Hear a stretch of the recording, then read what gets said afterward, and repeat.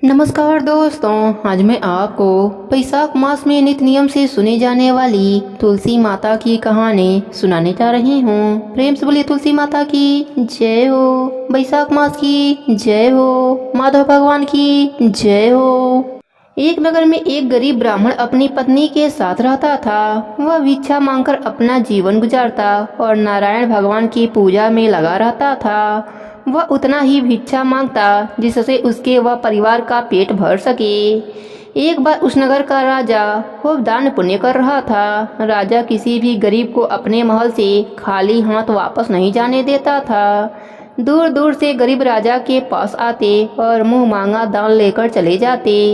एक दिन ब्राह्मण की पत्नी ने ब्राह्मण से कहा कि आपने सुना, राजा आजकल खूब दान कर रहा है, आप भी जाइए और राजा से कुछ मांग कर लाइए। ब्राह्मण ने अपने पत्नी को समझाते हुए कहा, तुम तो बावरी हो, हमें धन की क्या जरूरत, हमें इतना तो धन मिल ही जाता है जिससे हम अपना पेट भर सकें, और राजा का धन अच्छा नहीं होता, वह हमें नहीं लेना चाहिए। लेकिन ब्राह्मण की पत्नी जिद पर अड़ गई और बोली, मैं तुम्हारी एक भी बात सुनने वाली नहीं हूँ, कब तक हम कंगाली में जीते रहेंगे। तुम तो रोज माला लेकर बैठ जाते हो, अपने बच्चों को क्या खिलाएं क्या पहनाएं। जब बच्चे दूसरे बच्चों को पहनते उड़ते और खाते पीते देखते हैं तो उनका भी मन ललच जाता है।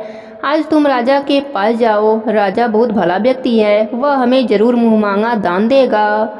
मजबूर होकर ब्राह्मण राजा के महल की ओर चल दिया, पर राजा उस समय महल में नहीं था। ब्राह्मण को वापस लौटना पड़ा। दूसरे दिन ब्राह्मण की पत्नी ने ब्राह्मण को फिर से महल भेजा, परंतु राजा फिर से महल में नहीं मिला। तीसरे दिन राजा महल में मिल गया और उसने ब्राह्मण का स्वागत किया और उसे आसन पर बैठाया और 2 दिन न मिल पाने की क्षमा मांगी। राजा ने कहा, मैं आपकी क्या सेवा कर सकता हूँ? ब्राह्मण ने कहा, जो मैं मांगूं वो आप दे सकेंगे। राजा ने कहा, हाँ हाँ कहिए, मैं आपका क्या सेवा कर सकता हूँ?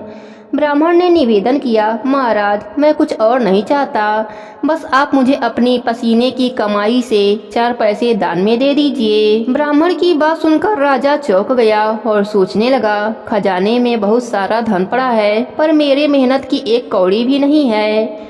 राजा ने ब्राह्मण से कहा, आप मुझे 1 दिन का समय दे दीजिए, मैं कल आपको मुँह मांगा दान दे दूंगा। ब्राह्मण अपने घर वापस आ गया। ब्राह्मणी ने ब्राह्मण को जब खाली हाथ देखा तो वह बोली, क्या हुआ, राजा ने कुछ नहीं दिया क्या? तब ब्राह्मण बोला, राजा कल देने के लिए कहा है। ब्राह्मण की पत्नी सोचने लगी, शायद इन्होंने बहुत सारा धन मांगा होगा और राजा को व्यवस्था करने में समय लग रहा होगा, इसलिए कल बुलाया है। दूसरी ओर राजा ने अपने राशि कपड़े बदलकर फटे पुराने कपड़े पहने और मजदूर जैसा भेष बना लिया। जब राजा की पत्नी ने देखा तब राजा से पूछा तो राजा ने सारी बातें बताई। रानी बोली, मैं भी आपके साथ चलूंगी। राजा मान गए। अब रानी भी पुरानी साड़ी पहनकर आ गईं। इस प्रकार राजा रानी मजदूरी की तलाश में शहर में निकल गए। लुहारों की मोहल्लों में जाकर राजा ने आवाज लगाई, किसी को मजदूर चाहिए। आखिर एक लुहार ने उन्हें बुला लिया, जो पहिए पर हाल चढ़ाने की तैयारी कर रहा था। उसने राजा से कहा, देखो पहले खलाल धोपनी पड़ेगी और जब आग आ जाए उसके बाद घन पीटना होगा। फिर रानी की ओर देखकर कहा, तुम्हें कुएं से पानी लाकर ओदी भरनी होगी और कोयले वाले घर से कोयला लेकर भट्ठी में डालना होगा। तुम दोनों को दिन भर में 2-2 आने मिलेंगे। अगर काम पसंद हो तो बोलो, नहीं तो अपना रास्ता नापो। राजा रानी लोहार के बताए काम को करने लगे। राजा खलास धोपने लगा, पर उससे काम ठीक से नहीं हो पा रहा था। लोहार नाराज होकर राजा को ठीक से काम करने के लिए कहता था। राजा जैसे तैसे अपना काम करने लगा। रानी भी कुएं से पानी भरकर लाने लगी। रानी के हाथ में फफोले पड़ गए।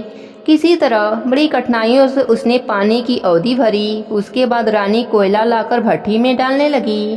कोयले भरने से रानी के गोरे हाथ और कपड़े काले हो गए।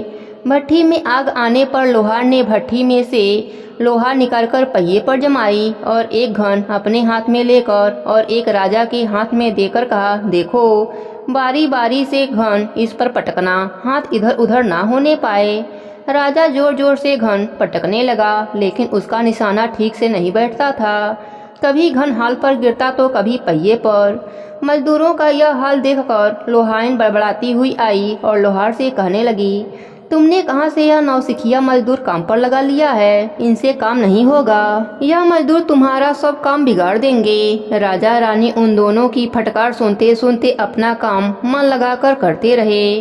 घन पटकते पटकते राजा का शरीर पसीने से तरबितर हो गया और जोर जोर से सांसें चलने लगी। रानी भी पानी भरते भरते और कोयला झोंकते झोंकते थककर चूर हो गईं। दोनों ने पूरे दिन बहुत मेहनत करी। लोहार ने राजा रानी को 2-2 पैसे दिए, जिसे वह बड़ी खुशी खुशी से लेकर महल आ गए। आज उन्हें पता चला कि मेहनत की कमाई कैसी होती है।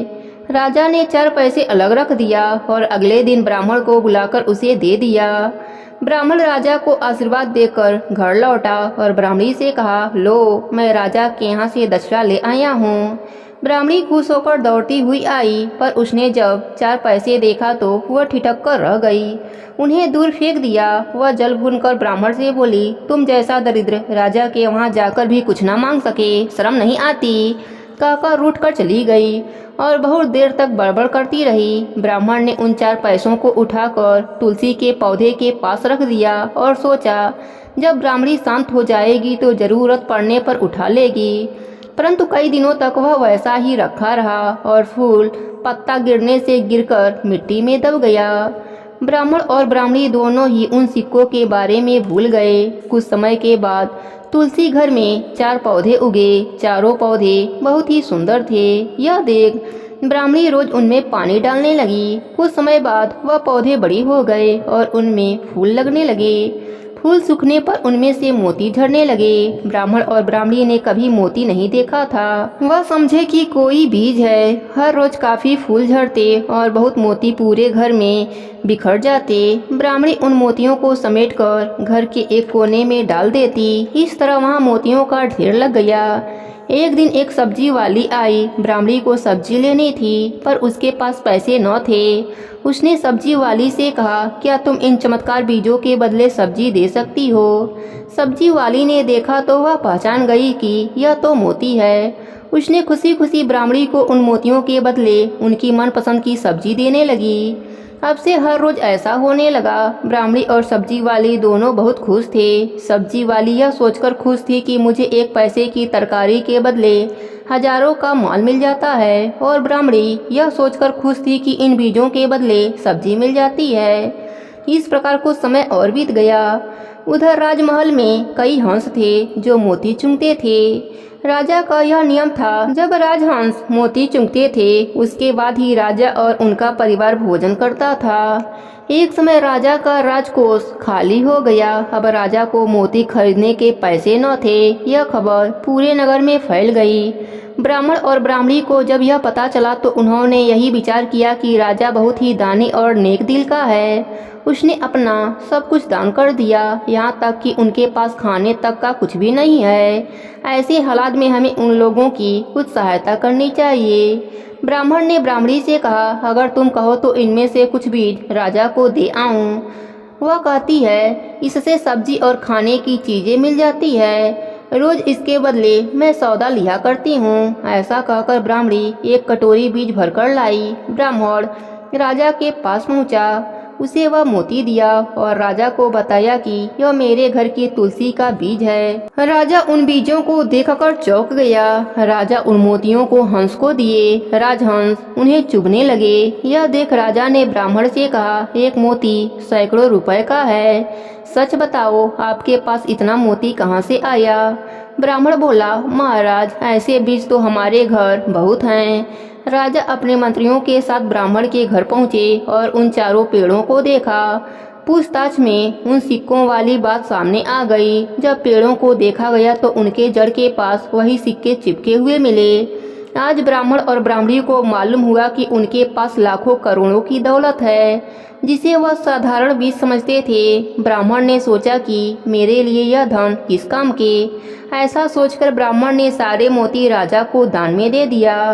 राजा की आंखें भी खुल गई। मेहनत के धन की कीमत उन्हें मालूम पड़ गई। उस दिन राजा ने प्रण कर लिया कि मैं खजाने के पैसों में से एक भी पैसा अपने खर्चा में नहीं लगाऊंगा, अपना खर्च मेहनत करके चलाऊंगा।